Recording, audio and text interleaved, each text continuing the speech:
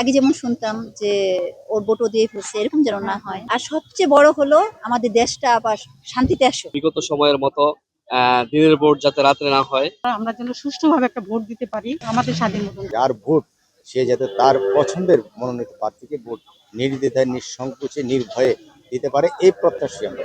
সুষ্ঠু এবং সুন্দর নির্বাচনের জন্য এটা এরকম পরিবেশ দরকার যেন সাধারণ মানুষ যাইয়া লাইনে দাঁড়াইয়া ভোট দিতে পারে। আর নতুন ভোটার হিসাবে আমার যেটা মনে হয় যে বাংলাদেশের যে গতানুগতিক রাজনীতি, এই রাজনীতির একটা পরিসমাপ্তি হোক এবং নতুন বাংলাদেশে যে 5 বছর পরে যে নতুন বাংলাদেশের আমরা স্বপ্ন দেখি, আমরা তরুণরা একটা সমৃদ্ধ একটা বাংলাদেশ দেখতে চাই। নির্বাচনের দিন যে ভোটটা হবে এটা সুষ্ঠু, সুন্দর এবং লেভেল প্লেইং একটা ভোট, যেখানে আপনার আপামর জনসাধারণ, গরিব দুঃখী এবং সর্বসাধারণ যেন তার নিজের প্রার্থীকে ভোটটা দিতে পারে। দীর্ঘদিন পর এমন একটি নির্বাচন অনুষ্ঠিত হতে যাচ্ছে।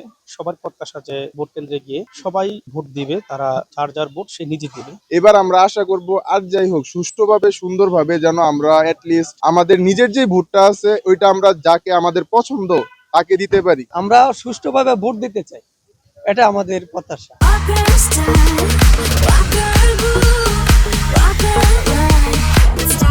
জাতীয় নির্বাচন যে ধরনের উৎসবমুখর পরিবেশ ছিল সেটা ছিল না বিদায় এই বছর আমরা সেটা প্রত্যাশা করি।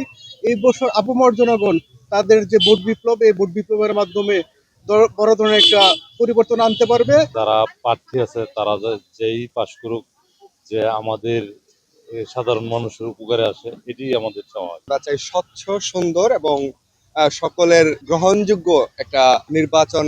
এই সরকার অনুষ্ঠানটা সুন্দরভাবে সম্পন্ন করুক। হাঙ্গামা এইগুলো আমরা তো ভোটই দিতে পারি না, বিগত কয়েক বছর ধরে ভোটই দিতে পারি না। 16 বছর আমরা চাই নির্বাচনটা সুষ্ঠু হোক, শান্ত শিষ্টভাবে যে নির্বাচনটা হয়। বিগত সময়ের মতো দিনের ভোট যাতে রাত্রে না হয়, আগের দিন সকালবেলায় যেন ভোটের হিসাব না মিলানো হয়। অনেক অনেক ভোটার আছে বিগত সময় কেন্দ্রে গিয়েছে, তাদেরকে বলা হয়েছে যে আপনাদের ভোট দেওয়া হয়ে গেছে, আপনারা চলে যান। শিবপুরের উন্নয়ন হয়েছিল জাতীয়তাবাদী দল বিএনপি যখন রাষ্ট্রীয় ক্ষমতায় ছিল, বিএনপির মহাসচিব আব্দুল মান্নান ভূঁইয়া যখন ছিলেন, তখন অনেক উন্নয়ন হয়েছে।